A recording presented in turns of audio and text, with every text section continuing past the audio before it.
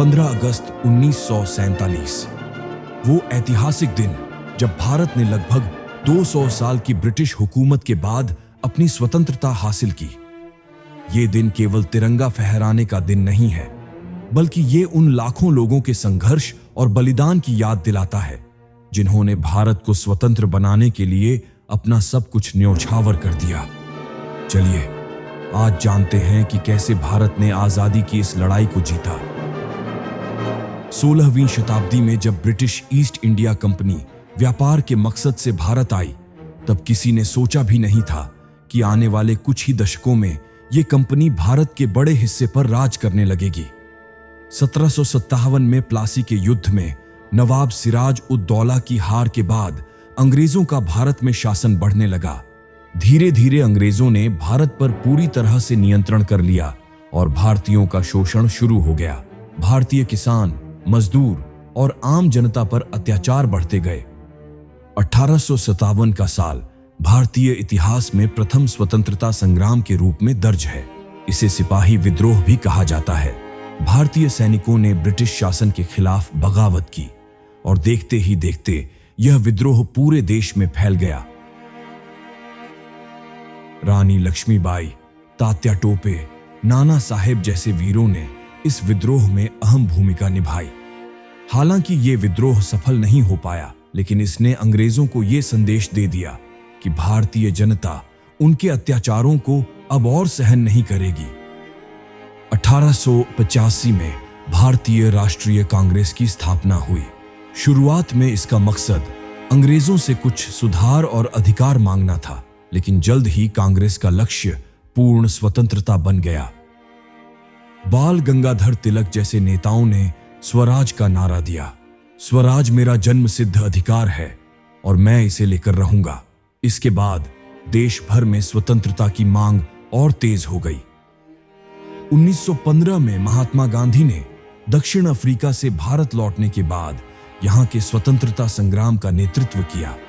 उन्होंने सत्याग्रह और अहिंसा को अपना हथियार बनाया और देश भर में ब्रिटिश शासन के खिलाफ जन आंदोलन शुरू किया। साल 1920 में गांधी जी ने असहयोग आंदोलन शुरू किया, जिसमें लाखों भारतीयों ने अंग्रेजों के खिलाफ शांतिपूर्ण विरोध किया। गांधी जी का मानना था कि अहिंसा के मार्ग पर चलते हुए भी हम अंग्रेजों से अपनी आजादी पा सकते हैं।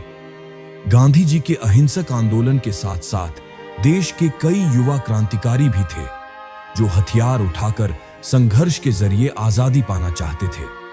भगत सिंह, चंद्रशेखर आजाद और सुखदेव जैसे वीर सेनानियों ने अपनी जान की परवाह किए बिना अंग्रेजों के खिलाफ संघर्ष किया।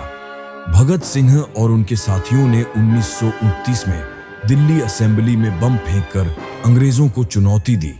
इस पर अंग्रेजों ने उन्हें फांसी दे दी, लेकिन उनकी शहादत ने पूरे देश को एकजुट कर दिया। 1930 में महात्मा गांधी ने अंग्रेजों के नमक कानून के खिलाफ दांडी मार्च किया, जिसे नमक सत्याग्रह भी कहा जाता है।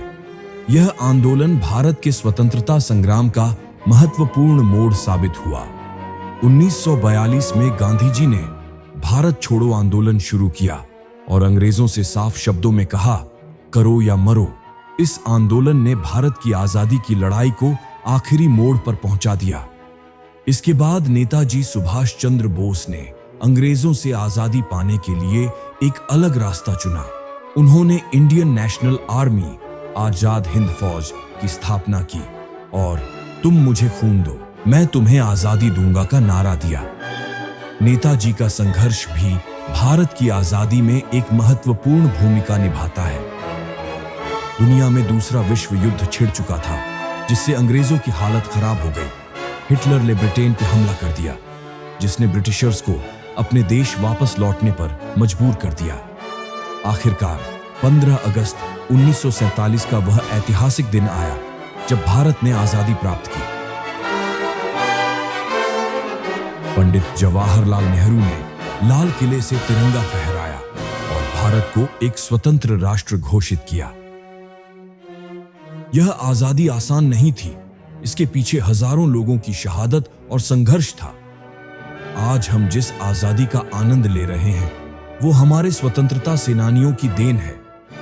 हमें इस आजादी की कद्र करनी चाहिए और देश को प्रगति के पथ पर आगे ले जाने का संकल्प लेना चाहिए। अगर आप भारत की आजादी के बारे में पूरी डिटेल्ड वीडियो चाहते हैं तो कमेंट में हमें बताएं। वीडियो अच्छी लगी तो वीडियो को लाइक, शेयर और चैनल को सब्सक्राइब करना न भूलें। हम आप लोगों के लिए ऐसे ही वीडियो लाते रहेंगे। जय हिंद, जय भारत।